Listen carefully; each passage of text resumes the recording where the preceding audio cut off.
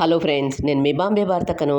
రోజు పప్పులు సాంబార్లు కూరలు తిని బోర్ అనిపించినప్పుడు సింపుల్గా ఇలా క్యాలీఫ్లవర్ మటర్తో పులావ్ చేసుకొని తినండి. అక్క, రైస్ కుక్కర్లో పులావ్ ఎలా తయారు చేసుకోవాలో చూపించండి అని అడిగారు కదా, మరి చూద్దాం రండి ఎలా తయారు చేసుకుందాము. రైస్ కుక్కర్లో ఏ ఐటమ్స్ తయారు చేసుకోవచ్చో చూపించమన్నారు కదా. రైస్ కుక్కర్లో పులావ్, బిర్యానీ, ఢోక్లా, ఇడ్లీ, పొంగల్ ఇలాంటివన్నీ తయారు చేసుకోవచ్చు. చిన్న చిన్న ముక్కలుగా కట్ చేసుకున్న క్యాలీఫ్లవర్ ముక్కలు పావు కప్, 1 ఇంచ్ ఉండేటట్లు క్యారెట్ ముక్కలు పావు కప్ కట్ చేసుకోండి. పావు కప్ ఫ్రోజన్ బఠానీలు, 1 గ్లాస్ బాస్మతి రైస్, ఒక మీడియం సైజ్ ఉల్లిగడ్డ తీసుకొని చిన్న చిన్న ముక్కలుగా కట్ చేసుకోండి. ఒక మిక్సీ జార్ తీసుకొని అందులో 2 ఇంచుల అల్లం, 3 పచ్చిమిర్చి, కొద్దిగా కొత్తిమీర, పొట్టు తీసిన వెల్లుల్లి 5, మూత మూసుకొని వీటన్నింటిని మెత్తగా మిక్సీ చేసుకోండి. మెత్తగా మిక్సీ చేసుకున్న దీన్ని పక్కన పెట్టండి. 1 గ్లాస్ బియ్యాన్ని తీసుకొని వీటిని ఒకసారి శుభ్రంగా వాష్ చేసుకోండి. వాష్ చేసుకున్న వాటిలోకి 1 గ్లాస్ బియ్యానికి 2 గ్లాసుల నీళ్లు పోసి పక్కన పెట్టండి. గ్యాస్ ఆన్ చేసుకొని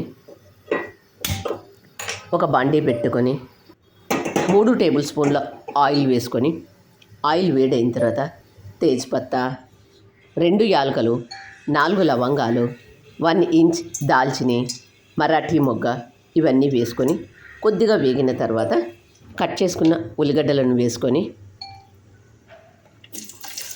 సండే రోజు ఏదైనా స్పెషల్గా చేసుకోవాలనుకున్నా లేదా కిట్టి పార్టీలకు కానీ గెట్ టుగెదర్లకు కానీ ఇలా సింపుల్గా చేసుకొని తినండి, ఎంతో బాగుంటుంది. ఉల్లిగడ్డ వేగిన తర్వాత క్యాలీఫ్లవర్ ముక్కలు, కట్ చేసుకున్న క్యారెట్ ముక్కలు, పచ్చి బఠానీలు ఇవన్నీ కొద్దిగా వేగిన తర్వాత ఇప్పుడు ఇందులో కొద్దిగా కరివేపాకు, ముందుగా మనం మిక్సీ చేసుకున్న దాన్ని వేసుకొని ఇందులో ఉండే పచ్చి వాసన పోయేంత వరకు బాగా వేయించుకోండి. 1 టేబుల్ స్పూన్ ఉప్పు వేసుకొని, 1/2 టేబుల్ స్పూన్ పసుపు వేసుకొని ఇవంతా ఒకసారి బాగా కలుపుకొని 1 టేబుల్ స్పూన్ గరం మసాలా వేసుకొని ఇదంతా ఒకసారి బాగా కలుపుకొని ముందుగా మనం వాష్ చేసి పెట్టుకున్న దాంట్లో నుంచి నీళ్ళన్నీ వంపేసుకొని ఈ బాండీలో బియ్యం వేసుకొని అంతా ఒకసారి బాగా కలుపుకోండి. ఇలా చేసుకోవడం వల్ల అన్నం పొడి పొడిగా వస్తుంది. బియ్యాన్ని ఇలా వేసి కొద్దిగా వేయించడం వల్ల అన్నం పొడి పొడిగా బాగా ఉంటుంది. ఇలా తయారు చేసుకున్న దీన్ని ఇప్పుడు రైస్ కుక్కర్ తీసుకొని అందులో వేసుకోండి. ఇలా వేసుకున్న తర్వాత ముందుగా మనం కొలిచి పక్కన పెట్టుకున్న 1 గ్లాస్ బియ్యానికి 2 గ్లాసుల నీళ్లు మాత్రమే పోసుకోండి.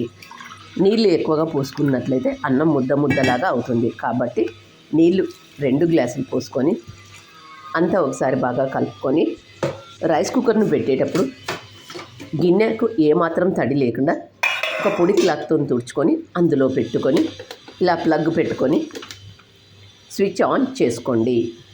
ఇలా స్విచ్ ఆన్ చేసుకున్న తర్వాత కింద ఉండే బటన్ ఒకసారి ప్రెస్ చేయండి. అప్పుడు కుకింగ్ మోడ్లోకి పోతుంది. ఇక్కడ వీడియోలో చూపిస్తున్నట్లు ఆన్ చేసుకోండి. ఇక్కడ కుకింగ్ అనేది ఉంటుంది. ఇక్కడ సైడ్ బటన్ వామ్ మోడ్లో ఉంటుంది. ఇప్పుడు మనం కుకింగ్ చేస్తున్నాం కాబట్టి కుకింగ్ మోడ్లో పెట్టుకోండి. ఇలా ఆన్ చేసుకున్న తర్వాత పైన మూత మూసుకొని పులావ్ తయారైన తర్వాత ఆటోమేటిక్గా ఆఫ్ అయిపోతుంది.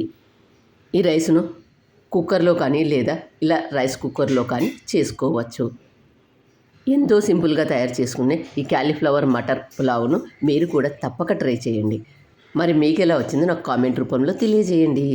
ఈ క్యాలీఫ్లవర్ మటర్ పులావ్ను రైతాతో సర్వ్ చేసుకొని తినండి, ఎంతో బాగుంటుంది.